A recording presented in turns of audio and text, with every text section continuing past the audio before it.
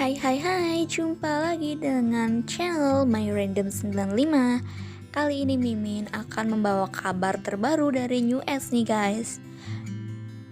Kabar ini merupakan kabar yang kurang baik ya, karena New S ini setelah 10 tahun berkarir akhirnya mereka memutuskan untuk bubar. Kabar itu diumumkan oleh agensi New S Pledis Entertainment lewat pernyataan resmi soal kontrak grup yang akan berakhir pada bulan Maret ini. Kabar itu diumumkan oleh agensi New S Pledis Entertainment lewat pernyataan resmi soal kontrak grup yang berakhir pada bulan Maret lalu. Pledis Entertainment mengumumkan 3 member New S yang akan hengkang dari perusahaan adalah JR, Aaron, dan Ren yang memutuskan untuk tidak memperpanjang kontrak dengan agensi. Sementara 2 anggota lainnya yaitu Baekho dan Minhyun tetap berada di bawah naungan Pledis karena memperbarui kontrak. Agensi juga mengumumkan bahwa kontrak New S dengan perusahaan berakhir pada tanggal 14 Maret 2022 ini. Grup yang beranggotakan 5 orang itu akan resmi mengakhiri kegiatan grup setelah merilis album terakhir pada Maret bulan lalu. Sebagai agensi, Pledis Entertainment berharap yang terbaik bagi seluruh anggota New S agar tetap bisa melanjutkan karir mereka. Agensi menyampaikan terima kasih kepada seluruh penggemar New S yang telah mendukung selama 10 tahun terakhir. Pledis meminta agar para penggemar tidak melupakan anggota dan tetap menyemangati meskipun bukan lagi sebagai grup ya. Berakhirnya atau bubarnya grup New S ini ternyata membuat para penggemar sangat sedih dan kecewa terhadap Pledis Entertainment selaku agensi. Mereka menilai selama New S berkarir, Pledis Entertainment tidak memperlakukan New S dengan baik, bahkan seakan-akan dianaktirikan. Lantas, bagaimana sih perlakuan Pledis Entertainment ini kepada New S hingga akhirnya New S memutuskan untuk bubar? Yuk kita simak. Yang pertama, agensi dinilai tidak profesional dalam promosi. Tidak dapat dipungkiri, promosi menjadi salah satu aktivitas krusial yang seharusnya dilakukan oleh pihak agensi untuk melambungkan nama sebuah grup di mata publik. Sayangnya, New S malah menerima perlakuan buruk dari Pledis Entertainment soal promosi nih guys. Penggemar menemukan jika agensi tidak profesional dalam menangani New S dalam hal promosi, terutama lini masa sosial media resmi New S. Yang dicap jarang melakukan promosi tersebut untuk kelima anggota New S. Bahkan iklan atau promosi solo dari anggota New S sangat jarang dipromosikan oleh agensi di sosial medianya. Bahkan saat Minhyun memulai aktivitas drama, akun Instagram resmi New S tidak terlalu aktif mengunggah foto terbaru. Makanya, para penggemar merasa New S dianaktirikan oleh agensi dibanding artis besutan Pledis Entertainment yang lain. Yang kedua, minimnya perilisan album untuk New S. Ternyata nggak hanya promosi nih, namun perilisan album secara rutin atau cukup sering tentu bisa berdampak positif untuk grup nih guys. Namun tidak terjadi pada New S karena mereka hanya melakukan promosi selama 2 minggu saja. LOV sangat menyayangkan minimnya promosi New S di Korea, padahal dalam hitungan tahun debut New S setara dengan B2B dan EXO. Dan yang ketiga, jarangnya aktivitas konten terbaru dari New S. Aktifnya sebuah grup dalam merilis konten dapat menarik penggemar dan menjadi daya tarik tersendiri, karena penggemar tidak segan menghabiskan waktu untuk menonton konten dari grup yang mereka gemari. Oleh karena itu, banyak penggemar mengharapkan idola yang mereka sukai bisa aktif dalam mengunggah konten. Namun, perlakuan buruk terjadi kepada New S. Terlihat bahwa Pledis Entertainment enggan untuk mengunggah konten terbaru untuk New S. Malahan, unggahan konten reguler di kanal YouTube telah berhenti dilakukan pembaharuan sejak November tahun 2020. Memasuki bulan ketiga tahun 2021, belum ada tanda-tanda aktivitas konten terbaru untuk NU'EST. Nah, yang keempat, agensi tidak merilis informasi terbaru dari Aaron.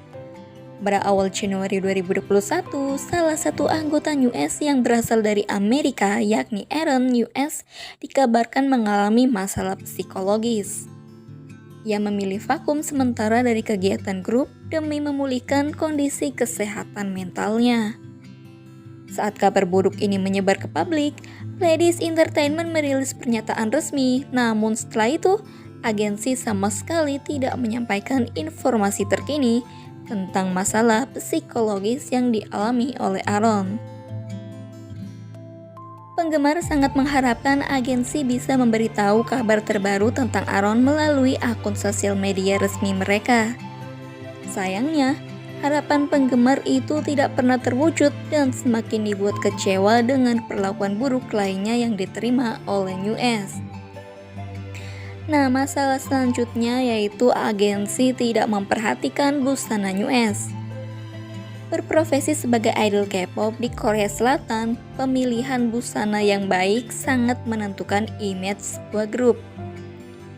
Oleh karena itu, peran seorang penata busana atau stylist grup cukup krusial karena baik atau buruknya sebuah grup terlihat pertama kali dari busana yang dikenakan, terutama di acara musik besar. Namun, Pledis Entertainment tampaknya tidak lagi mempedulikan perihal busana yang dikenakan oleh NU'EST. Penggemar sempat memuji gaya busana NU'EST yang mengalami peningkatan pada era NU'EST. Tetapi perlahan gaya busana NU'EST mengalami kemunduran, tidak jarang terlihat monoton dan tidak sesuai dikenakan saat acara penting seperti saat NU'EST hadir dengan sepatu Converse di acara Red Carpet KBS Song Festival 2020. Nah, perlakuan buruk lainnya yakni diperhatikan lebih saat populer saja. Dibandingkan grup K-pop pria lain di dunia hiburan Korea, perjalanan karir NU'EST memang tidak mudah. Sejak debut hingga bertahan sampai saat ini, nama NU'EST mengalami pasang surut yang cukup membuat penggemar khawatir. Sebelum populer dengan unit NU'EST, para anggota kurang dianggap keberadaannya oleh agensi.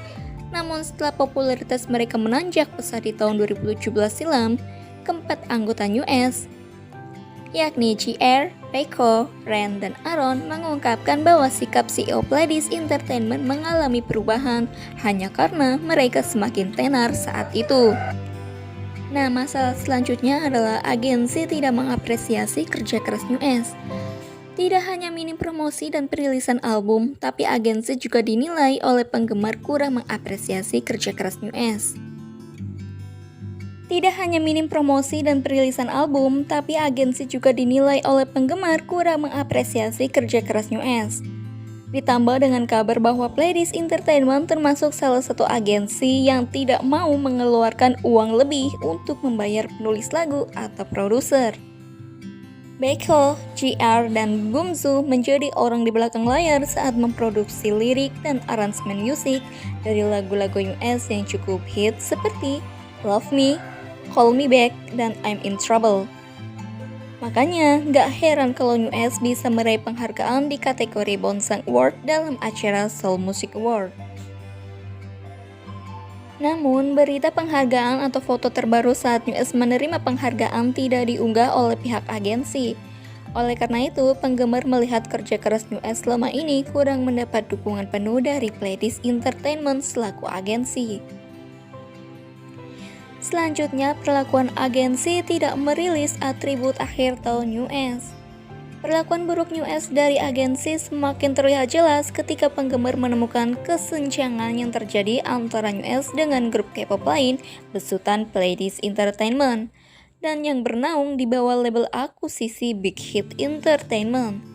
Hampir semua grup K-pop yang berada di bawah label Pledis Entertainment dan Big Hit ini merilis atribut akhir tahun berupa kalender dan pernak-pernik lainnya atau yang mereka sebut Season Greetings 2021. Tetapi, NU'EST menjadi satu-satunya grup K-pop di bawah kedua label tersebut yang tidak merilis paket Season Greetings 2021. Sontak ini menjadi pemicu kemarahan terbesar. LOV, sebutan penggemar NU'EST, ditambah dengan perlakuan buruk lainnya yang diterima NU'EST sepanjang karir mereka. Terakhir, perlakuan buruk yang diterima NU'EST oleh Pledis Entertainment adalah keikutsertaan mereka dalam ajang pencarian bakat Produce 101 Season 2. Kabarnya, NU'EST diberikan pilihan antara melakukan sesuatu yang menarik perhatian publik atau dibubarkan karena dianggap sebagai grup yang tidak menghasilkan. Dapat dikatakan debut di tahun 2012 silam, nama NU'EST memang tidak secemerlang grup K-pop lain yang debut di tahun yang sama. Akhirnya NU'EST mencari cara agar tidak dibubarkan oleh agensi karena memiliki satu misi, yakni menghibur penggemar dengan musik mereka. NU'EST memilih bertahan dengan ikut ajang pencarian bakat sebagai kesempatan terakhir agar tidak dibubarkan. Meski saat ikut ajang tersebut, mereka juga kerap mendapat perlakuan buruk dari publik, seperti komentar jahat atau kritikan pedas yang dilayangkan di akun sosial media anggota NU'EST. Nah, itulah perlakuan buruk yang didapatkan NU'EST dari agensi mereka sendiri, yakni Pledis Entertainment, hingga akhirnya membuat NU'EST ini bubar nih guys. Seharusnya agensi bisa memperlakukan semua anggota grup K-pop yang berada di naungannya dengan baik mungkin ya, agar tidak terjadi kesenjangan sosial nih.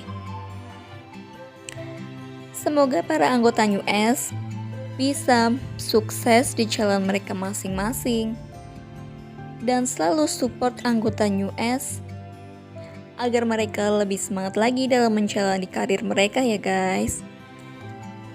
Oke, jangan lupa untuk selalu support channel Mimin dengan cara like, comment, and subscribe. Sampai jumpa.